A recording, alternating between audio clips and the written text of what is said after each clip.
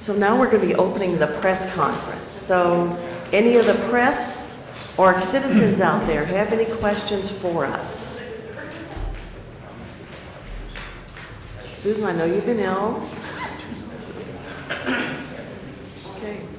Erin, any questions? All right. We've asked Danette York to come up, and we are really pleased with the donation that was given towards the animal shelter. And thank you for folks who've been donating to that shelter. And I think Danette's going to come up and talk about clarifying the process that happens at the shelter when people are looking for their dog. Yes, thank you. So, first of all, yes, bequests are welcome and greatly appreciated. And I want to say thank you to Erin for a nice article that was done in Saturday's Chronicle about the latest donation that we received. But there was one issue that I wanted to address, just to make some recommendations to the public that are very important.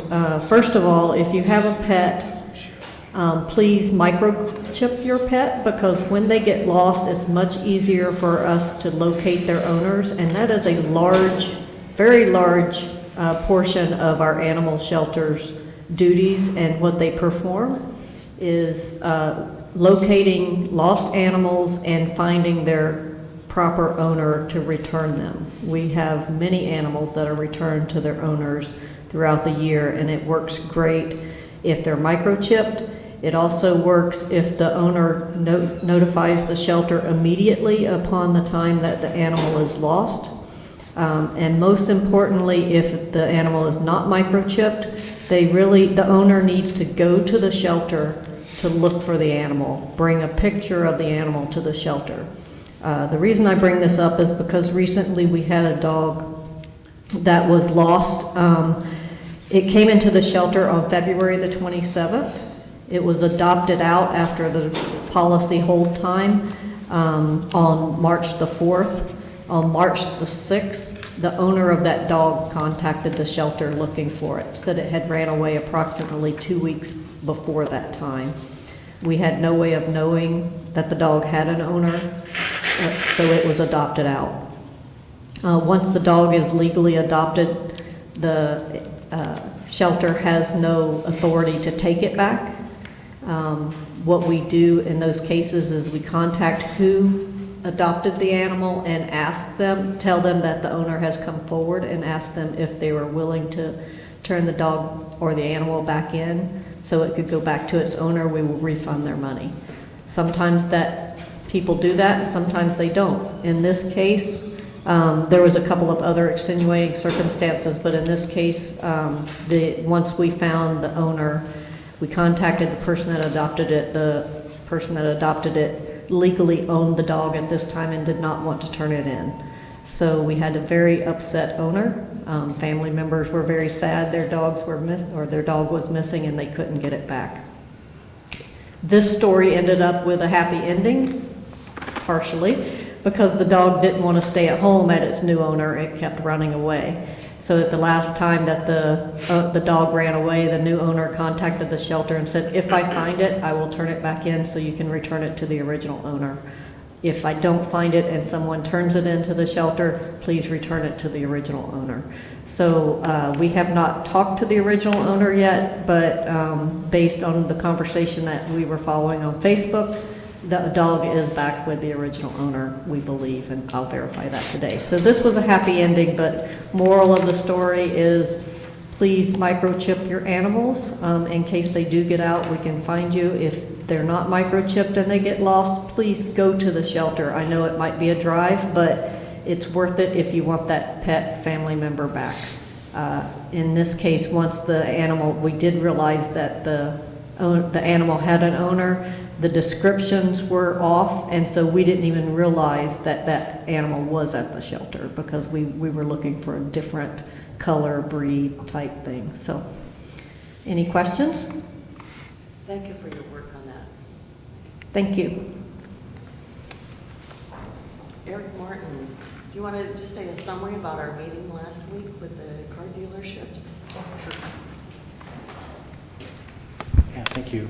Eric Martin, Public Works Director. So I think it was Wednesday, we invited all of the dealerships in Lewis County, auto dealerships in Lewis County, to come and discuss opportunities that we have with them to partner on vehicle sales and purchase.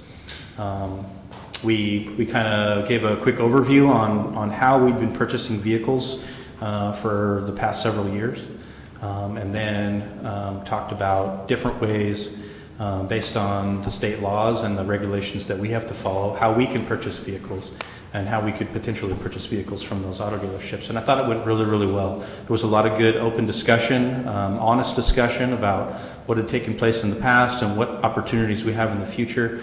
I'm very optimistic about what opportunities are there. And we did agree that we would put out a call for bids, kind of a request for bids on our next cycle of vehicles, which probably won't be for several months now. But when that happens, we will go through the exercise of putting that out and see what we get. Obviously, that means that any and all auto dealerships in Lewis County would be eligible to put in their bids to get those sales.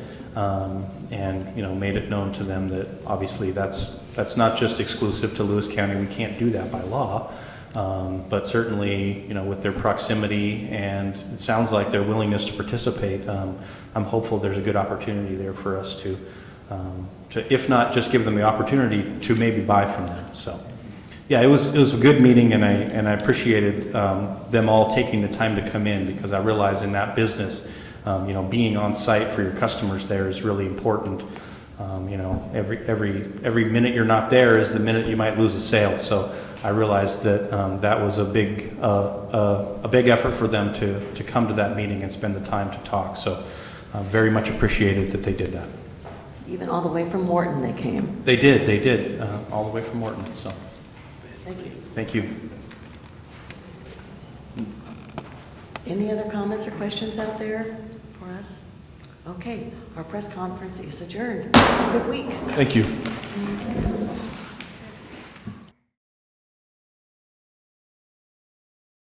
You are invited to immerse yourself in the beauty of nature in all four corners of Lewis County, Washington.